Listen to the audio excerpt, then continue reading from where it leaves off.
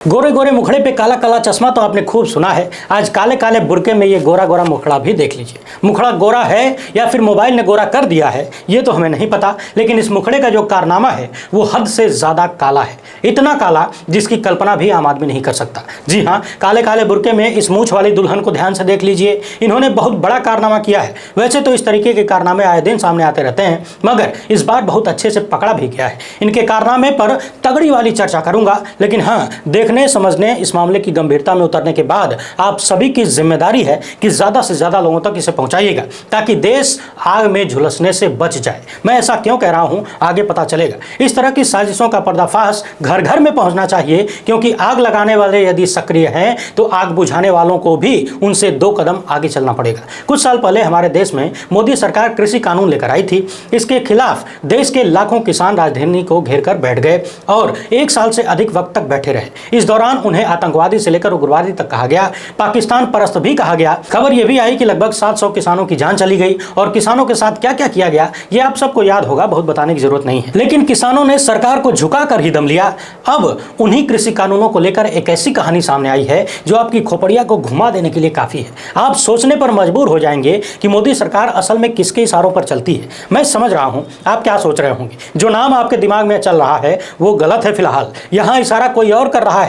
जी हाँ, इस पर भी विस्तार से बात करेंगे। बिल्किस बानो के मामले में सुप्रीम कोर्ट ने बेहद तल्ख टिप्पणियां की हैं, उस पर भी बात होगी। इसके साथ ही चर्चा करेंगे कि क्या मध्य प्रदेश का चुनाव कांग्रेस किसी भी हाल में जीत लेना चाहती है, और कुछ परिस्थितियां भी ऐसी बन रही हैं कि एक के बाद एक ऐसे मामले सामने आ रहे हैं जो कांग्रेस के पक्ष में जाते हुए दिख रहे हैं। यानी सीधे सीधे कहें तो मध्य प्रदेश में बीजेपी का डब्बा बहुत बुरी तरीके से गोल हो सकता है क्या? इन सभी मुद्दों पर विस्तार से बातचीत करेंगे, मगर उससे पहले आप सभी से अनुरोध है कि यदि आप पहली बार देख रहे हैं तो फेसबुक पर हमारे पेज को फॉलो और लाइक कर लीजिए। यूट्यूब पर सब्सक्राइब करके घंटा बजा दीजिएगा। देश को गोदी मीडिया के जहरीले प्रकोप से बचाने और आम आदमी की आवाज को बुलंद करने में हो सके तो हमारे सहायक बनिए। इस क्यूआर कोड या फिर मोबाइल नंबर का प्रयोग करते हुए हमें आर्थिक रूप से मजबूत करने का प्रयास जरूर करें। बहुत बहुत धन्यवाद। सबसे पहले बुरके में इस मूंछ वाली दुल्हन को ध्यान से देख लीजिए। देखिए तो दुल्हन किस तरीके से शर्मा रही है, मुंह छुपा रही है। आइए अब पूरे मामले को समझ लीजिए। सोशल मीडिया पर यह वीडियो वायरल हो चुका है। बताया जा रहा है कि केरल के कोच्चि में किसी मॉल के भीतर लेडीज टॉयलेट में यह व्यक्ति हिडन कैमरा लगा रहा था। इसका नाम है अभिमन्यु। यानी कि अभिमन्यु मॉल के भीतर लेडीज टॉयलेट में कैमरा लगाते हुए पकड़ा गया। यहां कुछ चीजों पर विशेष ध्यान देने लायक है। पहला तो ये कि अभिमन्यु ने बुरके का इस्तेमाल क्यों किया। दूसरा ये कि यदि उसे लेडीज टॉयलेट में कैमरा लगाना ही था तो फिर शहर में बहुत सारी जगहों पर लेडीज टॉयलेट होता है, मॉल में ही क्यों? जरा दिमाग लगाइए। यदि ये व्यक्ति पकड़ा न जाता तो क्या क्या हो सकता था। कैमरा लगाने के कुछ देर बाद या कुछ दिन बाद कुछ लोग आते, उस कैमरे को ढूंढते, उसे जब्त करते। इसके बाद सीसीटीवी के माध्यम से चेक किया जाता कि किसने लगाया था कैमरा, और सीसीटीवी में दिखता कि किसी बुरके वाली ने कैमरा लगाया है लेडीज टॉयलेट के भीतर। अब ये घटिया काम करके इल्जाम बुरके वाली पर डालने के पीछे कारण क्या हो सकता है ये बताने की जरूरत तो है नहीं। लोग ये भी कह रहे हैं कि उसने जानबूझकर मॉल को चुना क्योंकि वहां चारों तरफ सीसीटीवी होता है, जिससे पूरे घटनाक्रम की वीडियो जनता के सामने आएगी और लोगों को एक धर्म विशेष के खिलाफ भड़काने का प्रयास सफल होगा। अब तक इस तरह की सैकड़ों हरकतें पकड़ी जा चुकी हैं। न्यूज मिनट के अनुसार यह घटना वहां के लुलु मॉल में हुई है। अब लुलु मॉल को ध्यान में रखते हुए लखनऊ वाली घटना को याद कर लीजिए। जब नए नए लुलु मॉल के खुलने के कुछ ही दिन बाद सोशल मीडिया पर एक वीडियो वायरल किया जाने लगा, जिसमें बताया गया कि कुछ मुस्लिम नौजवान लुलु मॉल के भीतर नमाज पढ़ रहे हैं। बाद में आरोप लगा कि यह सारी कहानी स्क्रिप्टेड थी, साजिश के तहत यह सब कुछ किया गया था किसी को बदनाम करने के लिए। पिछले कुछ ही सालों में इस तरह की तमाम घटनाएं देश भर से सामने आई, जहां पर आरोप लगा कि साजिश के तहत 2 समुदायों के बीच आग लगाने की कोशिश की गई है। कभी धार्मिक स्थलों पर प्रतिबंधित मास्क फेंका गया तो कभी धार्मिक पुस्तकों को फाड़कर फेंकने की कहानी सामने आई। हाल ही में उत्तर प्रदेश के बरेली में आपने देखा कांवड़ यात्रा में किस तरीके से कथित तौर पर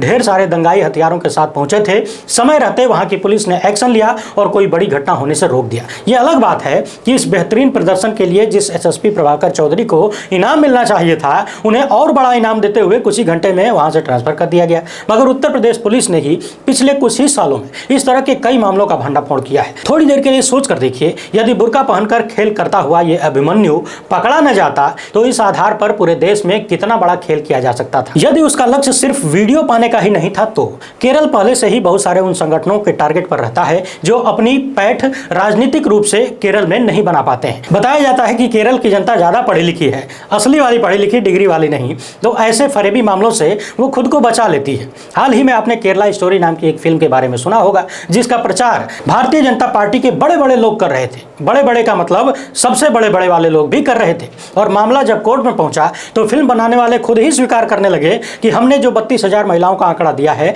वो गलत हो सकता है, हमारे पास उसका कोई आधार नहीं है। यानी कि इस घटना को आप कई तरीकों से जोड़कर देख सकते हैं। और यदि यह सफल हो जाती तो पूरे मुल्क में इसी आधार पर, इसी बुर्के वाली के आधार पर जबरदस्त नफरत का माहौल तैयार किया जाता। हाल ही में कर्नाटक से ऐसी घटना सामने आई भी थी, जहां पर एक धर्म विशेष को टारगेट करते हुए टॉयलेट में कैमरा वगैरह लगाने की बात थी।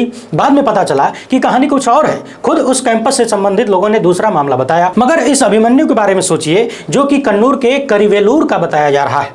कभी गाय के नाम पर तो कभी किसी अन्य बहाने से मुस्लिम पुरुषों को लगातार निशाने पर लिया जाता रहा है। ये तो आप सब जानते हैं। मगर अब ऐसा लग रहा है कि बाथरूम में कैमरा लगाने को लेकर एक खास समुदाय की महिलाओं को टारगेट करने की कोशिश हो रही है। बहरहाल आप सभी को ऐसे मामलों में सावधान होने की जरूरत है। मैंने कई बार कहा है कि किसी भी वीडियो या व्हाट्सएप मैसेज को देखकर यकीन बिल्कुल नहीं करना है। हर एक चीज को संदेह भरी नजरों से देखना है, क्योंकि बिना संदेह के आप उसकी जांच पड़ताल में नहीं जाएंगे और गहराई में आंसर मिलेगा नहीं। मगर कुछ चीजें ऐसी भी होती हैं जहां संदेह बहुत देर से होता है। किसान आंदोलन तो आपको याद ही होगा। उस वक्त भी चारों तरफ से किसानों द्वारा यह आरोप लगाया जा रहा था कि मोदी सरकार अडानी जैसे बड़े सेठों को लाभ पहुंचाने के लिए इस तरह के कानून ला रही है, जिसके तहत सारे किसान सामूहिक मजदूर बन जाएंगे और मालिक कोई और होगा। अब जो खबर सामने आई है वो चौंकाने वाली है। यह खबर सवाल पैदा करती है कि आखिर मोदी सरकार जिससे देश के करोड़ों लोगों ने चुना है वो किसके इशारे पर काम करती है, किनके लिए काम करती है। अपनी स्क्रीन पर द रिपोर्टर्स कलेक्टिव की इस खबर को ध्यान से देखिए। बताया गया है कि शरद मराठे नाम के एक एनआरआई जो भाजपा के करीबी हैं, जिनका खेती किसानी से दूर दूर तक कोई वास्ता नहीं है, उस व्यक्ति के प्रस्ताव के आधार पर टास्क फोर्स का निर्माण किया गया और बाद में उसे भी शामिल किया गया, जिन्होंने कृषि के निगमीकरण पर जोर देते हुए एक रिपोर्ट लिखी थी। अब मैं अंग्रेजी की इस रिपोर्ट को हिंदी में पढ़ रहा हूं, ध्यान से सुनिएगा। लिखा है कि अपने प्रस्ताव से नीति आयोग को झुकाने वाले शरद मराठे कृषि किसानी या इससे जुड़े किसी विषय के नहीं हैं, बल्कि एक सॉफ्टवेयर कंपनी चलाने वाले कारोबारी हैं। द रिपोर्टर्स कलेक्टिव द्वारा प्राप्त दस्तावेजों से पता चलता है कि नीति आयोग ने व्यवसाय की संदिग्ध दृष्टि को आगे बढ़ाने के लिए तेजी से और उत्सुकता से कदम उठाया। एक ऐसा भविष्य जहां किसान कृषि भूमि को कॉर्पोरेट को पट्टे पर देते हैं और प्रभावी रूप से उनके सहयोगी के रूप में काम करते हैं। आगे की कहानी को जरा ध्यान से सुनिए। आयोग ने बाद में व्यवसायी को टास्क फोर्स में नियुक्त किया, यानी एनआरआई मराठे को टास्क फोर्स में नियुक्त किया गया, जिसने अडानी समूह, पतंजलि, बिग बास्केट, महिंद्रा समूह और आईटीसी जैसे कृषि वस्तुओं के व्यापार में शामिल ज्यादातर बड़े लोगों से परामर्श किया। लेकिन 2018 में सरकार को रिपोर्ट सौंपने से पहले किसी भी किसान अर्थशास्त्री या किसान संगठनों से कोई सलाह नहीं ली गई। सोच कर देखिए, जिस कानून को यह कहते हुए लाया गया कि इससे किसानों की आय दोगुनी हो जाएगी, उस कानून को लाने से पहले, उस वक्त का मसौदा तैयार करने से पहले किसी किसान संगठन या खेती से जुड़े हुए व्यक्ति से सलाह मशवरा नहीं किया गया। बातचीत की गई उन धन्ना सेठों से जिनका बिजनेस खेती से पैदा हुई चीजों को बेचने का था। अब आप सोच कर देखिए कि असल में ये कानून किसके लिए लाए गए थे। दावा तो किया जा रहा था कि इससे कृषि पर निर्भर 60% से अधिक भारतीयों की आय को दोगुना किया जाएगा, मगर जिसकी आय दोगुनी करनी है उससे कोई बातचीत ही नहीं होती है। बातचीत होती है धन्ना सेठों से। इस रिपोर्ट में बताया गया है कि अक्टूबर 2017 में शरद मराठे ने नीति आयोग के तत्कालीन उपाध्यक्ष राजीव कुमार को एक पत्र लिखा।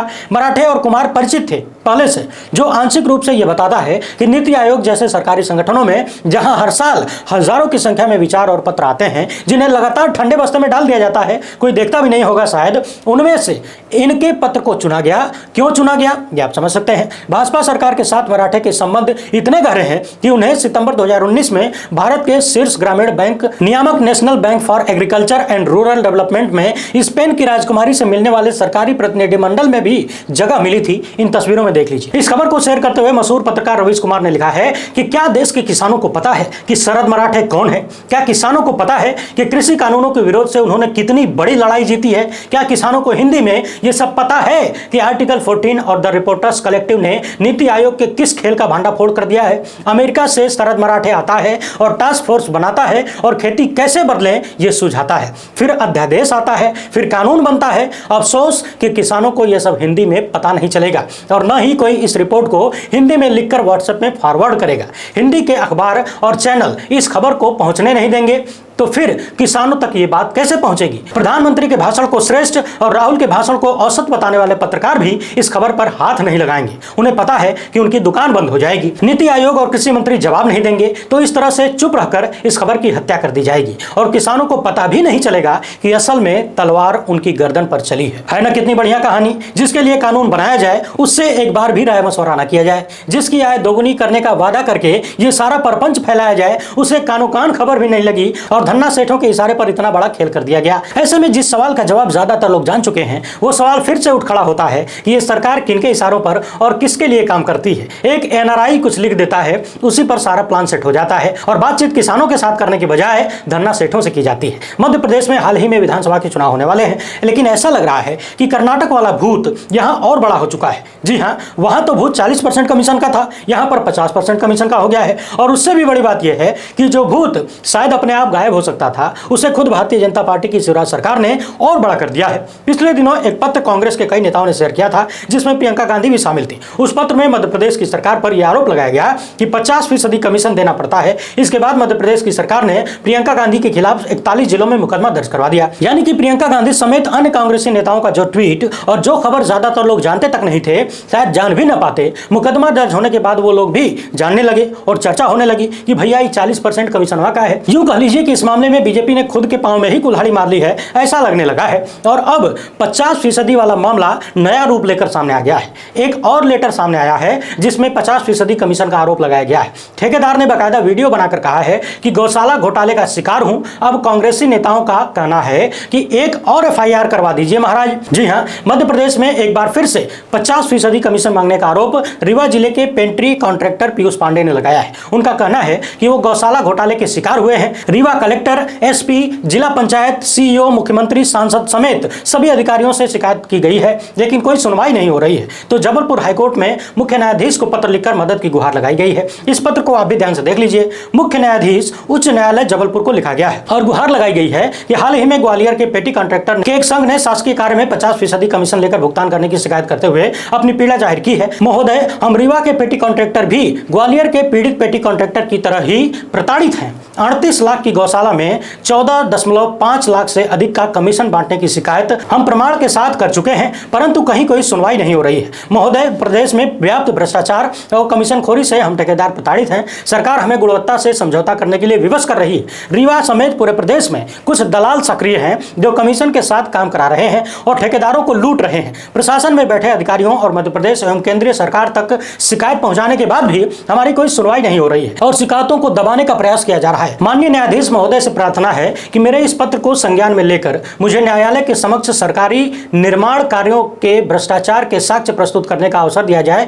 और हमारा लंबित भुगतान कराया जाए। यानी कि पिछली बार वाले पत्र में बीजेपी के नेता और खुद मध्य प्रदेश के मुख्यमंत्री से लेकर गृह मंत्री तक ये कह रहे थे कि आरोप लगाने वाला कौन है पता नहीं है, उसका कार्यालय का जो एड्रेस है वो भी नहीं मिल रहा है। यानी कि ये सब कुछ मनगढ़ंत है। लेकिन इस बार तो एक व्यक्ति खुद ही सामने आकर वीडियो बनाकर बता रहा है कि किस तरीके से 50% कमीशन का शिकार है वो, और हाईकोर्ट के मुख्य न्यायाधीश को पत्र लिखा जा रहा है कि कार्यवाही करिए। हर जगह गुहार लगाकर देख चुका हूं, कोई सुनवाई नहीं हो रही है। सवाल यह है कि अब मध्य प्रदेश की सरकार क्या कहेगी? अब इन आरोपों को नकारने का क्या आधार बनाया जाएगा? आने वाले कुछ ही महीनों में मध्य प्रदेश में चुनाव होने वाले हैं। ऐसे में सवाल उठ रहा है कि यदि 40% कमीशन का आरोप कर्नाटक में गौरक्षा से लेकर लव जिहाद तक और हिजाब से लेकर प्रधानमंत्री के बजरंग बली वाले नारे को भी पछाड़ सकता है, तो मध्य प्रदेश में 50% का कमीशन का आरोप क्या क्या कर देगा? वहीं कर्नाटक और मध्य प्रदेश में कांग्रेस ने अलग अलग रणनीतियां अपनाने का फैसला कर लिया है। कर्नाटक में जहां बजरंग दल जैसे संगठनों पर बैन लगाने का वादा किया गया था, मध्य प्रदेश में कांग्रेस नेता दिग्विजय सिंह का कहना है कि हम बजरंग दल पर बैन नहीं लगाएंगे क्योंकि इसमें कुछ अच्छे लोग भी हैं। अब सवाल ये उठता है कि एक तरफ कमलनाथ उस तथाकथित बाबा के चरणों में झुके हुए नजर आ रहे हैं जो हिंदू राष्ट्र की मांग करता है, यानी गैर संवैधानिक बात करता है, और दूसरी तरफ दिग्विजय सिंह बजरंग दल पर बैन न लगाने की बात कर रहे हैं। तो समझने वाली बात यह है कि कांग्रेस ने क्या मन बना लिया है कि मध्य प्रदेश में किसी भी तरीके से चुनाव जीतना है, चाहे उसके लिए किसी विवादित बाबा के चरणों में झुक जाना पड़े या फिर बजरंग दल से प्रेम दिखाना पड़े। मगर सवाल यह है कि जो लोग समझौता करके सत्ता में आएंगे, विचारधारा को किनारे करके सत्ता में आएंगे, वो सत्ता में आने के बाद क्या अपने विचारों को पुनः स्थापित कर पाएंगे या फिर तब भी समझौता किया जाएगा? वहीं 17 अगस्त को बिल्किस बानो के मामले में सुनवाई करते हुए सुप्रीम कोर्ट ने गुजरात सरकार से कई कड़े सवाल किए। Justice BV. नागरत्ना और उज्जवल भुइयां की पीठ ने पूछा कि दोषियों की मौत की सजा को आजीवन कारावास में बदल दिया गया, ऐसी स्थिति में उन्हें 14 साल की सजा के बाद कैसे रिहा किया जा सकता है? कोर्ट ने गुजरात सरकार से पूछा कि अन्य कैदियों को रिहाई की राहत क्यों नहीं दी गई, इन दोषियों को चुनिंदा तरीके से नियमों का लाभ क्यों दिया गया। 2002 के दंगों के दौरान बिल्किस बानो के साथ बलात्कार किया गया था, उनके परिजनों की हत्या की गई थी, ये तो आप सब जानते ही हैं। और बाद में भाजपा सरकार ने दोषियों को यानी सजा याफ्ता दोषियों को रिहा कर दिया। किस तरीके से लड्डू खिलाया गया, माला पहनाया गया, सम्मान दिया गया, ये आप सब ने देखा था। और बीजेपी नेताओं के चुनाव प्रचार में भी ये दोषी मंच पर बैठे हुए नजर आते थे, यानी बलात्कारियों से भारतीय जनता पार्टी ने चुनाव प्रचार भी करवाया, ये आप सब ने देखा है। मगर बेटी बचाओ बेटी पढ़ाओ बहुत तगड़े से चल रहा है, इस बात को ध्यान में रख लीजिए। वैसे बेटी बचाओ बेटी पढ़ाओ पर किसी वीडियो में हम विस्तार से बात करेंगे, क्योंकि ये मामला बहुत संदिग्ध नजर आता है और कई बड़े सवाल खड़े करता है। फिलहाल इस वीडियो में इतना ही। हमसे जुड़ने के लिए बहुत बहुत धन्यवाद। जय हिंद।